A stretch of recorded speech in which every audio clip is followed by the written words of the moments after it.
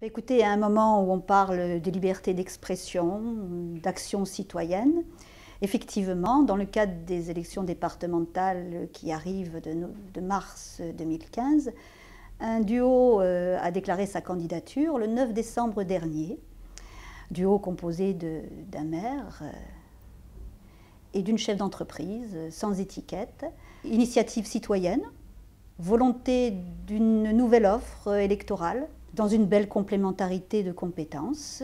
Et cette candidature a tout de suite suscité l'engouement sur le territoire, de nombreux soutiens, la création rapide d'une équipe soudée, c'est-à-dire un territoire qui réagit à la vérité d'un engagement, à des convictions. Le travail était bien avancé, et puis les appareils politiques en ont décidé autrement, cassant cette belle initiative, cette union du territoire, méconnaissant totalement le terrain, les attentes, les besoins des habitants. Pour la deuxième fois, les appareils n'ont pas souhaité que je reste dans le dispositif. Aujourd'hui, mon équipe et moi-même recevons énormément de soutien, d'encouragement à persévérer. Nous sommes dans une réflexion. Alors, c'est vrai que cette élection des départementales est une élection, la dernière élection de proximité avant 5 ans. Une élection qui concerne votre quotidien. On va certainement vous dire que le Conseil général, ça ne sert à rien, qu'il va disparaître dans les 3 ans. Pour ma part, je ne sais pas vous, mais je n'ai jamais pu constater encore à aujourd'hui qu'une structure, une institution, une collectivité est disparue. Chef d'entreprise impliqué au contact des petits artisans, des commerçants, de grands chefs d'entreprise. On est tous mobilisés pour essayer de travailler pour le territoire. Et on n'a pas le sentiment que le monde politique soit à l'écoute de nos besoins et des messages qu'on veut faire passer. C'est pour ça que je suis partie dans cette aventure-là et que j'y persiste.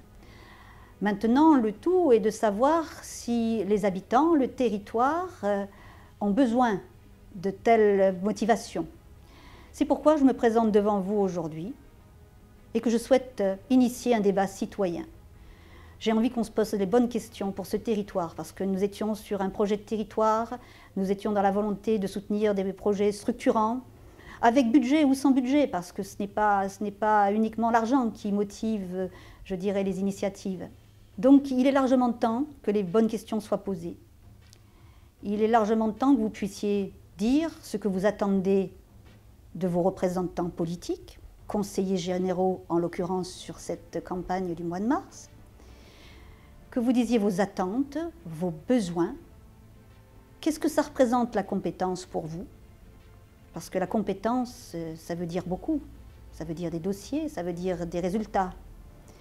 Si vous êtes malade, que vous demandez un médecin et qu'on vous envoie un plombier, c'est vrai que c'est un médecin de la tuyauterie, mais je ne pense pas qu'il vous servira à grand-chose. À ce stade-là, comment faut-il réagir? Abandonner? Bouder les élections? Ou devenir enfin acteur? Moi, je vous propose aujourd'hui de devenir enfin acteur. Et je vous demande bien, de participer au débat sur cette chaîne et sur les réseaux sociaux, de façon à nous apporter vos attentes.